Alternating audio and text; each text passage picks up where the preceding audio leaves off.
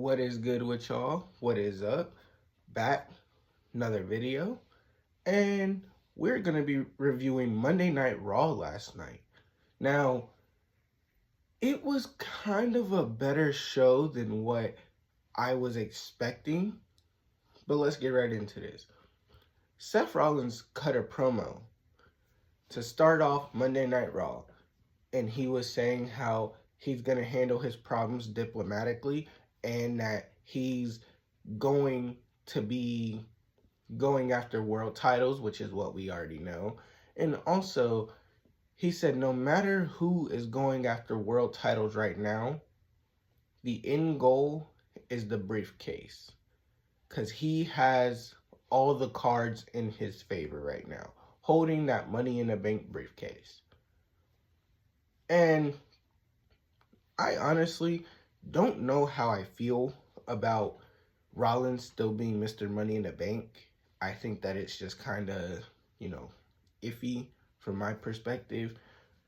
But Seth Rollins definitely is going to be a problem here in the future. Braun Breaker versus Penta. Now, this was a good match whatsoever. I'm not really mad. These two always have quite a banger. It's not like a 5-star classic, but it's always something that, puts your head on a swivel. And Braun Breaker catches Penta with a very odd-looking spear, but it worked. And Braun Breaker picks up the W. Now, here's the thing. Braun Breaker is the future. Rollins was talking about how he's the future and this and that and this, and that what he has is the future. Braun Breaker is the future, by the way. And he shows it day in, day out. And then after the match, Seth comes out and tells Penta to stay out of his way.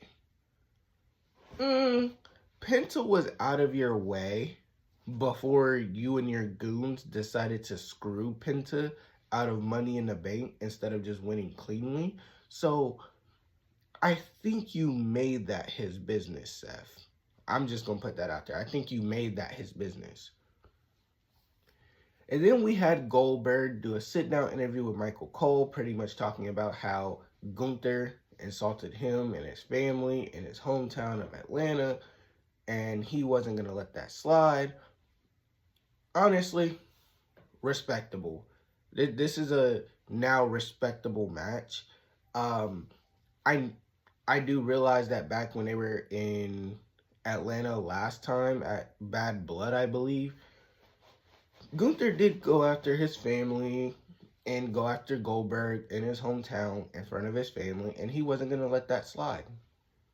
I completely understand that, and I still don't know why the world title has to be,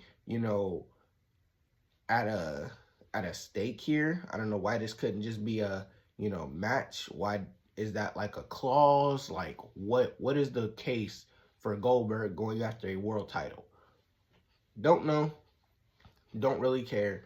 But I am a little bit more intrigued now that they did bring that up as like, fire for the storyline. So we'll continue. Judgment Day segment. Judgment Day is looking to bring gold all the way back to the Judgment Day, with Roxanne Perez trying to win Queen of the Ring, going up against Jade Cargill, which was right after this. JD McDonough and Finn Balor going against the New Day for the tag titles. Pretty sure I know how that's going to go. And then Raquel's like, well, I don't know what's going to happen with the women's tag titles because Liv is out. And since Liv Morgan is out, both GMs are already talking about what's going to happen with the the women's tag titles, I should say. And Finn gets under her skin. And then tells her, hey, go out there and get Rhea Ripley. You can't just let her screw you out of, Queen of the Ring like that. So later in the show she does, but we'll get to that. We had Roxanne Perez versus Jade Cargill, which was a very good match, by the way. You know, Roxanne Perez using her quickness and, a little versatility to slow down Jade, and then Jade being, the powerhouse, being able to catch her in certain moments. I feel like those type of matches always are going to cook. And Jade Cargill comes out with the win. Jade Cargill now is in the finals with Asuka, which I hope Jade Cargill does not win. I really would like to see Asuka versus Io Sky. I really want to see that. I want to see Asuka versus Io Sky, but if Jade wins, we already know she's going after Tiffany Stratton, and who knows, Naomi might cash in. Don't do the fake cash in. If she's gonna cash in, let her cash in normally, okay? Don't do this whole fake cash in shit. Please. Let her have her moment. Then we had Sheamus and Rusev cut a promo backstage, and this was a pretty good promo. And what made it a good promo was the mention of League of Nations.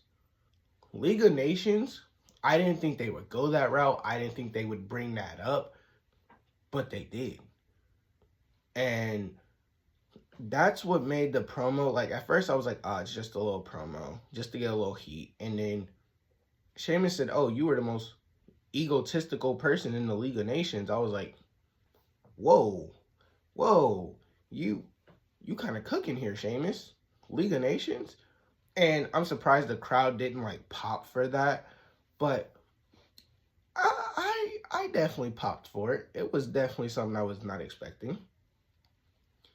Then we go on to Gunther having a promo saying that, he's sorry for what he's going to do to Goldberg in front of his family in his hometown, and he was like, I'm definitely going to keep this title, yada, yada, yada. I feel like most of Gunther's promos are kind of the same. It's always, I'm sorry for what I'm going to do to you. I'm sorry for this. I'm sorry for that. Yada, yada, yada. It's always kind of repetitive, but I mean, it kind of works for his character. Not pressed about it. And then Sami Zayn and Karrion Kross. I knew from the moment Sami Zayn lost to Randy, this is where this was going. And Karrion Kross passes Sami, and he's like, hey, I believed in everything that you said.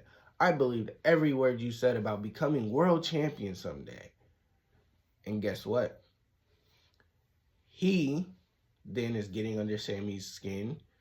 Sami Zayn punches him and then says, hey, I already talked to Adam Pearce. It's me and you. Now, me personally, I thought this was going to be next week on Monday Night Raw. This is at Night of Champions. Now, I do know Night of Champions is in Saudi Arabia, which is more of Sami Zayn's home state whatsoever. But Karrion Kross has been getting pop after pop after pop. And he's getting this pop without even being in the ring. He's getting that recognition without being in the ring, by the way. So hopefully the Saudi Arabia crowd can help Karrion Kross and actually show him the love that he quite deserves. I know he's been getting a lot of love in the States, but I don't know how that's going to go overseas. We'll just have to see. Then we have Bayley versus Becky Lynch for the Intercontinental title.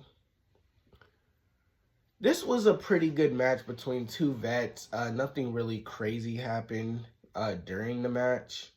But Becky Lynch tried to bury Bayley behind the announce table. Lyra comes out to help. Becky attacks Lyra. Then, not only that, then Lyra, as Bayley is about to go for the win, attacks Bayley. I mean, not Bayley, Becky. My bad. And, I'm sitting there watching it with my woman, and in reality, you would help your friend win, which would be the, best case scenario. But instead, you make your friend lose, and the person you guys both hate ends up, retaining. I think this is eventually going to turn into a triple threat with Lyra, Becky, and Bayley. Don't know who's going to come out on top. Probably, if I had to guess, would probably be Bayley or Becky. I don't think they put the belt back on Lyra. But I will say, I'm ready for this triple threat whenever it's going to come. And then next up, Rhea Ripley and Raquel Rodriguez. Brawl almost instantaneously. Raquel said a total of like 12 words. Rhea's music hit. She says nothing. Goes out there and be's the badass that she is. And Roxanne Perez comes and saves, Raquel from getting put through a table. And then, not only that, Raquel has one of the best, it's like a one-arm power bomb. It's not like an actual power bomb, but it is. And I think it's called like the Tahiji power bomb or something like that. That's a great move, by the way. It's a great move. And then we have Raquel versus Rhea set in a match in a street fight. I think that's going to cook. And then at the end all of Monday Night Raw, we had the King of the Ring semi-final match to see who's going to face Randy in the finals. And just like everybody predicted, Cody Rhodes beat Jey Uso in a very nice match too. And it's funny that when Jey goes up against certain people, people are like, oh, well, such and such carried this match. Such and such carried this match. But when he's in the ring with a Cody, a Seth, people with great in-ring ability, didn't they give him his props? I don't get that. But this was a very good match between, two friends, that, emotions are high and things like that. And I almost thought Jey was going to win. Not going to lie to you, I thought Jey was going to win. But in typical Cody fashion, gets up, hits a top rope cutter, Crossroads. Good night to you, Jey.